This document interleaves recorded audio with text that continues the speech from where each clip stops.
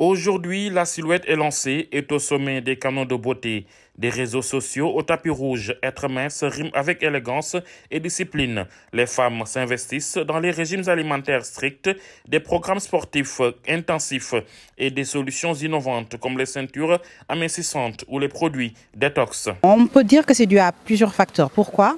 Parce que ça peut être la tendance, la mode. La mode évolue, la mode change. Donc avant, on avait l'habitude de s'habiller en tenue traditionnelle, on va dire, en taille basse, grand bouée et tout. Et dans les foyers, on pensait souvent que une femme qui est heureuse dans son foyer, c'est une femme qui a des formes, qui a pris du poids et tout.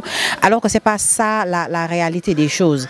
Il y en a même qui grossissent en ayant des problèmes. Donc avec le temps, c'est les pantalons taille haute et tout.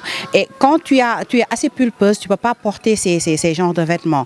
On peut dire que c'est dû aux tendances du moment, au fait, des vêtements, de la mode qui a évolué et tout. Pour la santé, c'est bon de maigrir et que les femmes aient conscience qu'elles peuvent être jolies sans trop d'embonpoint. Ceci dit, ce phénomène est plus mis en avant aujourd'hui à cause ou grâce aux influenceuses.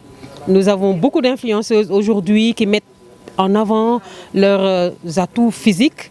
Et on peut citer aussi le phénomène Kim Kardashian qui a aussi propulsé ça avec avec une taille très fine. Cependant, cette quête de minceur n'a pas toujours été de mise. Dans de nombreuses sociétés, notamment sénégalaises, les rondeurs étaient perçus comme un signe de prospérité et de santé. Avant, on pensait que pour qu'on puisse dire que telle ou telle personne est heureuse dans son foyer, forcément c'est une personne qui a du poids, qui a des formes et tout ça. Quand tu maigris, on dit « Ah, elle n'est pas heureuse dans son foyer parce qu'elle a perdu du poids et tout », alors que c'est pas ça la réalité.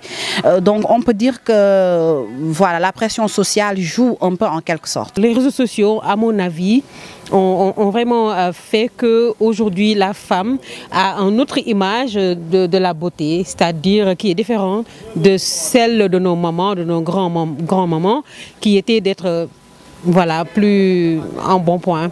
Donc avant, une femme belle, c'était une femme qui avait du poids, qui était voilà. Mais cette quête de rondeur a entraîné des pratiques risquées comme l'usage de médicaments pour grossir rapidement, des produits souvent vendus sans ordonnance et aux effets secondaires dévastateurs, diabète, hypertension ou insuffisance rénale. Il y a toujours des effets nocifs dans ça. Parce que les médicaments qu'on prend d'habitude pour prendre du poids, pour grossir, ce ne sont pas des médicaments destinés vraiment à ça. D'habitude, c'est des médicaments qui ont comme effet secondaire prise de poids ou quelque chose comme ça. Donc forcément, il y aura des effets négatifs sur la personne. Je pense qu'avec l'âge, le poids arrive normalement, naturellement, chez tout le monde et à plus forte raison les femmes. Donc aujourd'hui, j'ai beaucoup plus d'autres préoccupations, c'est-à-dire de ne pas être trop... Voilà. L'année dernière, à cette époque, j'étais à environ 80 kg. En ce moment-là où je vous parle, je suis à 68 kg.